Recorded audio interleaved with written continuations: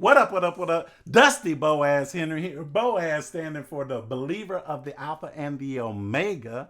Z is the last letter in the alphabet, so therefore it represents the Omega. Henry standing for high earning, not rich yet. Y'all know where that came from. But that boy's still dusty up in here. You know what I'm saying? I'm still dusty all up in this piece. We're still continuing along with the microphone this time with Isaiah chapter 3. As I stated in the last video, I recorded all of Isaiah 3 with no audio. So we're going to get right into it today. We're going to switch this over. I could have been using this little drop down the whole time. Y'all didn't help me with that. Isaiah chapter 3, we're going to, as tradition with the channel, start with the message version. See, I almost dropped that new, but I held it out. I didn't say the new message version. The message version, Isaiah chapter 3, we're going to read verses 8 through 12. Yes. We're going to read Isaiah chapter 3 verses 8 through 12, starting with the the message version. Isaiah chapter 3, the message version, beginning at verse 8. Jerusalem's on its last legs. Judah is soon down for the count. Everything people say and do is at cross purposes with God. A slap in the face. Brazen in their depravity. They flaunt their sins like degenerate Sodom. Doomed to their eternal souls. They've made their bed. Now they'll sleep in it. Reassure the righteous that their good living will pay off.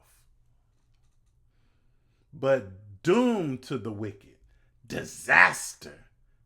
Everything they did will be done to them. Skinny kids terrorize my people. Silly girls bully them around. My dear people, your leaders are taking you down a blind alley. They are sending you off on a wild goose chase.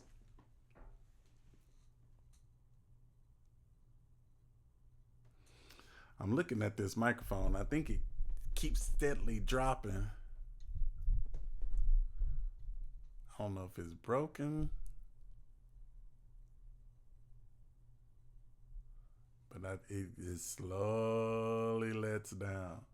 All right, let's switch over to the New American Standard Version.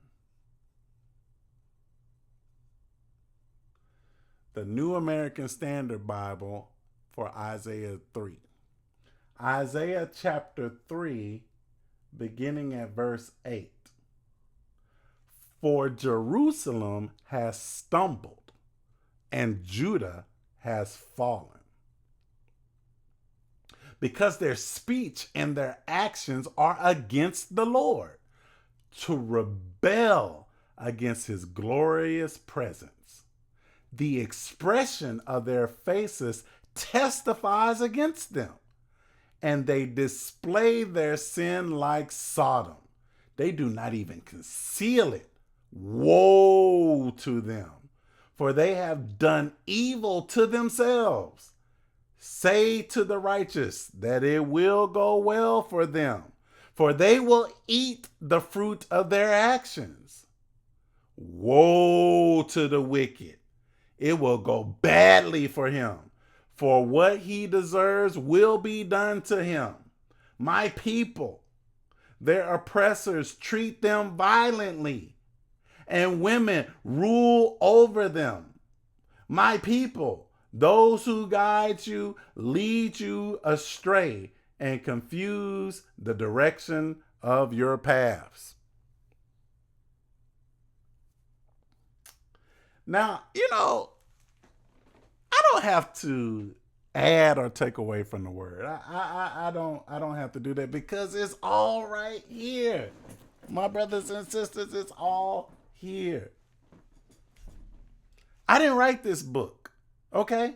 I didn't do the translations. I'm just reading what is available to you via the New American Standard Bible. Don't come for Dusty. Go after the people who did this translation. But isn't it strange? Am I the only one that thinks it's strange?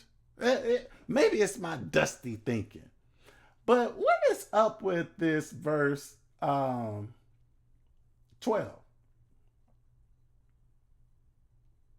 It starts out there. Well, it doesn't start out. It goes, say, yo, brother, my sister, yo, look, we kinfolk, skin folk, we kinfolk, right? But your oppressors are, man, they violent on y'all. Your oppressors are treating you badly, and on top of that, your oppressors are treating you violently, comma.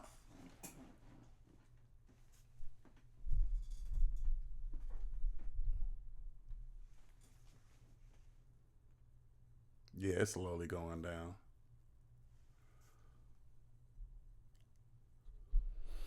I'm gonna have to fix that somehow, some way. Your oppressors are treating you violently, comma. And women rule over you. Now, what's that about? Why? So you already being treated badly. Violence is being taken against you, my brother, my sister. And your women rule over you. like the violence, the violence against you wasn't a slap in the face enough. But your women rule over you too.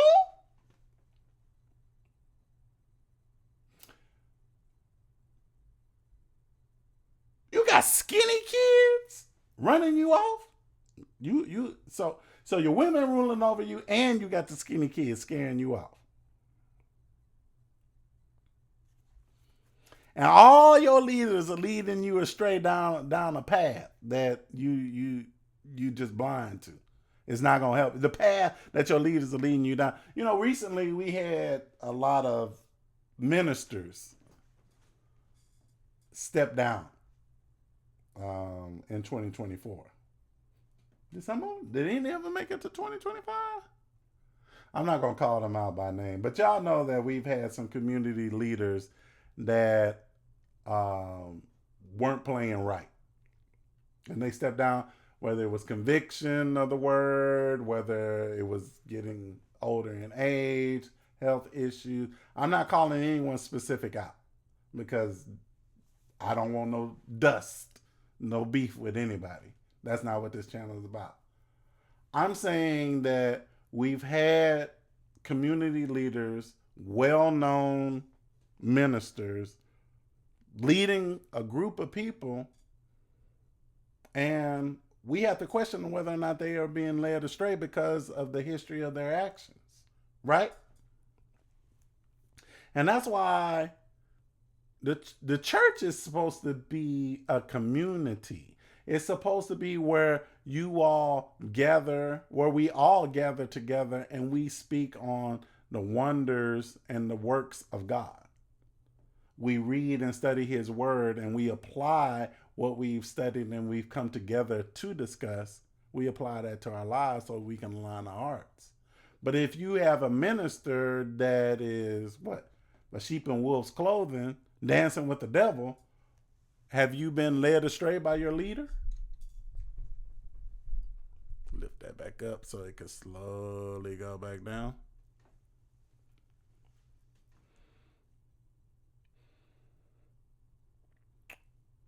I just want to say in this scripture that at the point where we already know from Genesis 3 that the woman is always going to be seeking after the power of the man.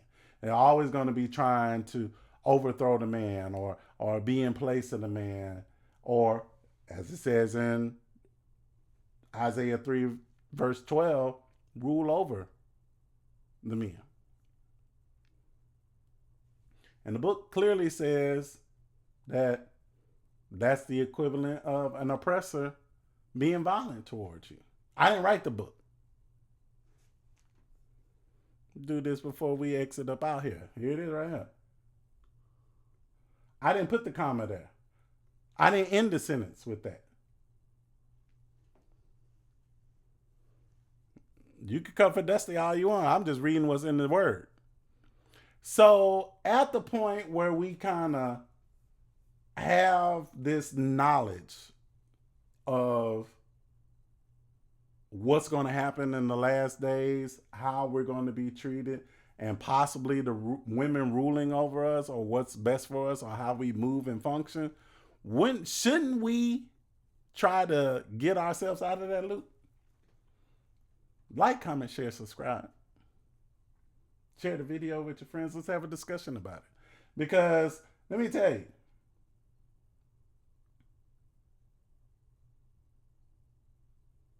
if I have to be associated and affiliated with an oppressor treating me violently and a woman ruling over me, and it's been prophesied about a tribe that no longer exists, people that no longer are unified in the front that I'm aware of, are they were they ruled by their women and they don't exist anymore? Is that what transpired? Like, comment, share, subscribe. I get that from one of my YouTubers. You know, she'll be in mid sentence. Like, comment, share, subscribe. Every time she does that, I say, that's kind of funny. But seriously, y'all, we gotta align ourselves back with this word. We gotta use what our ancestors did before us and distinguish ourselves. How are we any different from Jerusalem and Judah, the tribe of Judah?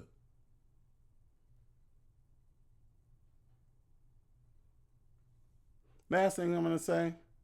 Let's end this on a positive note. And I didn't even say this in the first recording, but I want to say this in this one.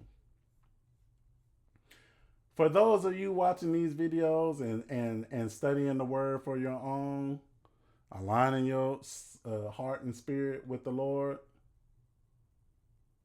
aligning your actions with his word, keeping his commandments, I want to encourage you. It will go well for you. You will reap the good fruits of your actions, as stated in Isaiah chapter 3, verse 10. Dusty Boaz Henry here. Dusty standing for absolutely nothing because I'm just Dusty, but Boaz standing for the believer of the Alpha and the Omega. Z is the last letter in the alphabet, therefore it represents the Omega. Henry standing for high earning, not rich yet. But I'm out. Peace.